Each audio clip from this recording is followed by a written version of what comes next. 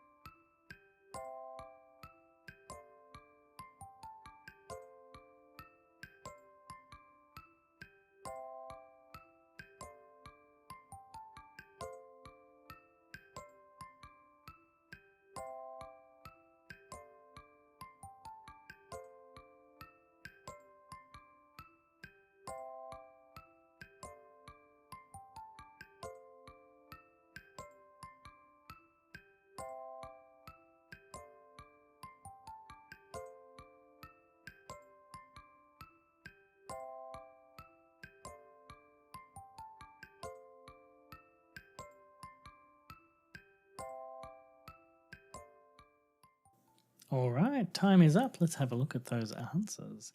Now, this is something that is ripped straight from RACGP. They do have fantastic guidelines out for this exact situation because really this is a clinical diagnosis and we would save a lot of unnecessary investigations if we're using guidelines appropriately.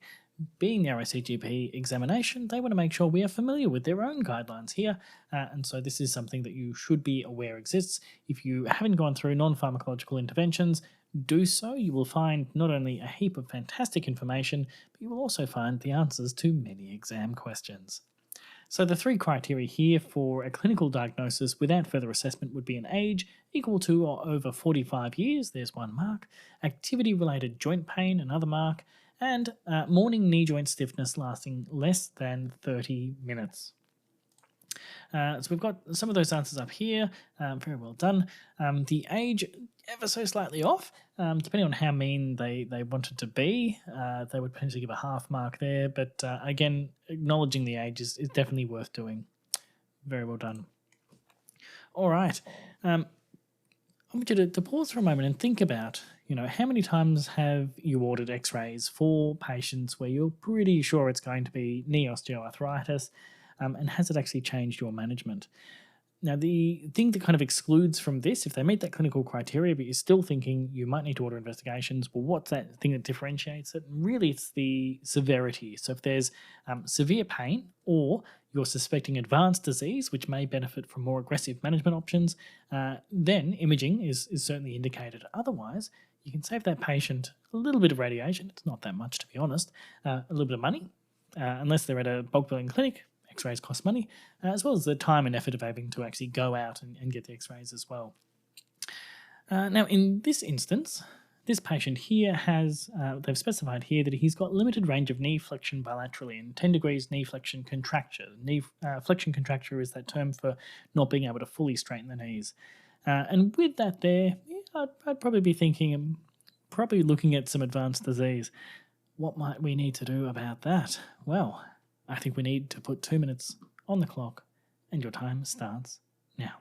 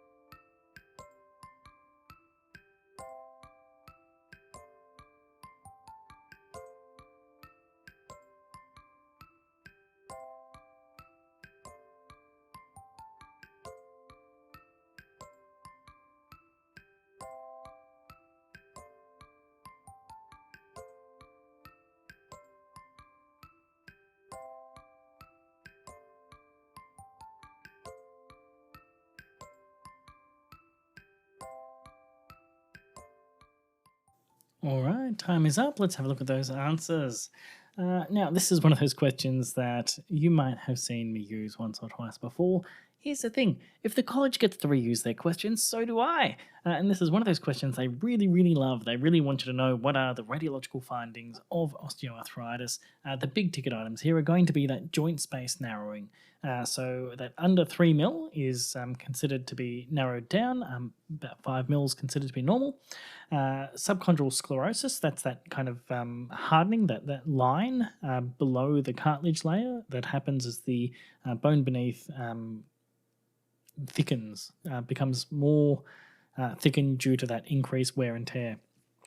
You also have those marginal osteophyte formation, as well as the altered shape of the femoral condyles and tibia plateau that occurs with that chronic remodeling of that bone-on-bone interaction.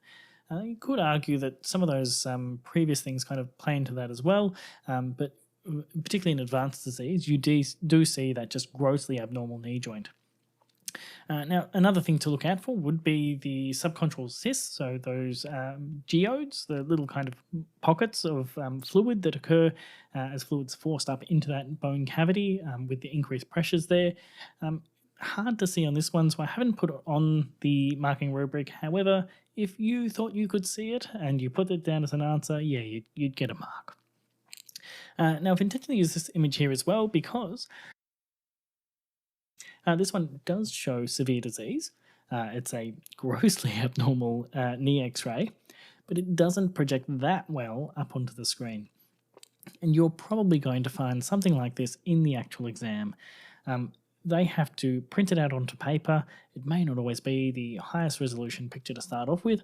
And so I want you to be aware they're not trying to trick you or trap you with these kinds of pictures.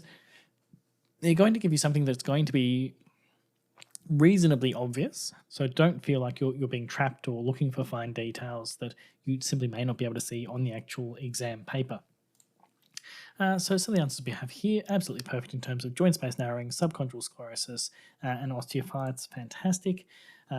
You've got mentioned here bicompartmental joint space narrowing, fantastic. Usually it's medial tib fib with or without that patellofemoral component as well, which is also why it's quite important to make sure you get that view of kind of 45-degree flexion weight bearing as well. So always specify on your imaging request form what it is you're looking for, because then they know what images to try and get. So if you're suspecting osteoarthritis, please put suspicion of osteoarthritis. Excellent. And bicompartmental, subchondral sclerosis. Look, you guys are smashing it. You don't need me, but please stay around. My ego needs this. Just kidding. Of course, we've got another question on here now. So let's get 2 minutes on the clock and your time starts now.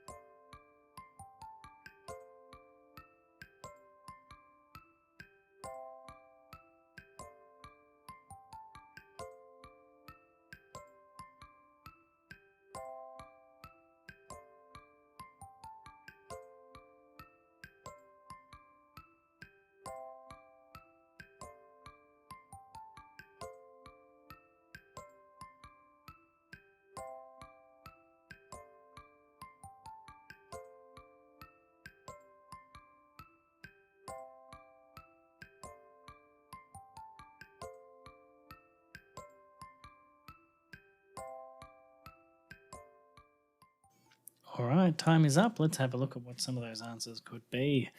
So this is taken directly from the RACGP guidelines for the management of knee and hip osteoarthritis. Again, another one of those documents that if you're not familiar with it, really good to have a read through.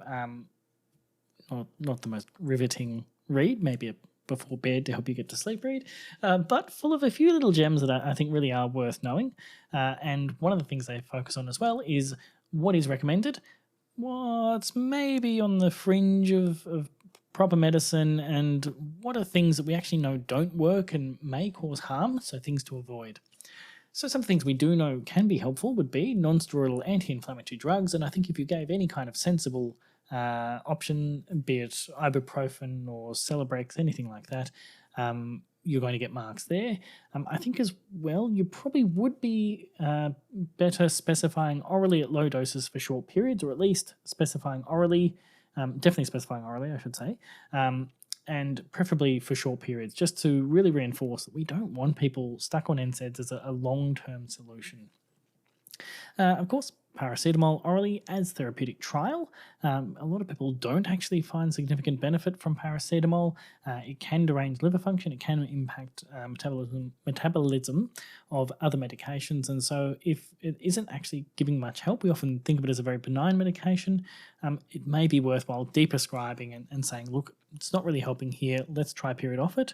And of course, if they say, oh, actually, I felt better with it, bring it back on board, but don't just do that knee-jerk, have it here and have it for life.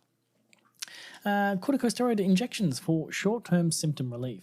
And again, focusing in that this is a short-term option that will be just a transient effect. Some people get a day relief, some people get zero time relief, some people get long periods of relief from it. And so certainly for short term, do try, but it's not something, again, you want to be the knee-jerk, here's the instant solution thing.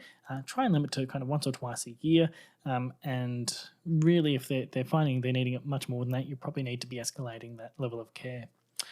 Nothing that is in there that I have seen in the chat as well is a trial of duloxetine orally for refractory pain. So if you're finding you're trying these other methods and you're not getting adequate pain relief, a trial of duloxetine does have evidence behind it that it can be helpful for some patients. And so again, it's that trial specifying that it may or may not work and that there's that plan in place to actually review that. So again, we do have Celebrex oral, fantastic, duloxetine oral, fantastic, cortisone intra-articular, fantastic, and I think you'd get full marks for putting those in there. And paracetamol oral, meloxicam oral, and topical Voltaren. Ooh, yes, here's a good one. I'll nitpick a little bit because, again, one of the things that I want to try and do here is to actually really hone in on stuff like this. We know what you mean by per oral, but anytime you're practicing a KFP question, really hone in and try and avoid using those abbreviations, because you will often do it in the exam without even knowing about it. And when they see PO, they're going to ignore that and pretend you didn't write it. And so you may only get half marks for those because you haven't specified how they would actually take it. Sounds stupid, but this is what the college has said time and time again. Topical Voltaren. Yes, you can actually trial that. So topical NSAIDs are recommended as a trial, but there is less efficacy or less evidence for effectiveness in pain relief from it. So they do recommend it as a short-term trial with review. Very well done. And we have a comment here as well that paracetamol didn't work, but that Panadol Osteo did wonders, doc. Oh, man. Yeah, yeah. I don't know if it's the branding or whatever. Same as a lot of patients do say that, oh, I can't have generics, they don't work for me. It's the same active ingredient. Admittedly, there are actually some little differences between what they'll use for binding agents or manufacturing process that can actually change the way some patients may metabolize it. I think for some patients, though, there is that supratentorial element that comes into play. End of the day, if the patient's feeling like they're getting that little extra benefit, placebo effect or whatever, yeah, sure. Always go to that risk-benefit ratio and try and see where do they sit on that. But yeah, it's a thing. It is such a thing. All right. One thing I did want to point out for this question as well, and I've written it down, so I'm going to read it a little bit verbatim, I'm sorry. there is strong recommendation against the use of oral and transdermal opioids. Man, we just need to get people off them. Simple as that. And the best way to get people off them is not to start them in the first place. Doxycycline, strontium ranelate, used to be used a little more often than it is these days, thank goodness. Interleukin inhibitors have no role for osteoarthritis here. Stem cell therapy has no role here, and you will find places that offer each of these things as well. They are outside the realm of evidence-based practice, and they should not be used. The other complementary and alternative therapies that also the college recommends against offering is actually glucosamine, which used to be considered to be, potentially effective, and chondroitin nutraceuticals as well, vitamin D, acupuncture. No significant evidence behind it, and the college currently recommends against recommending these or offering these.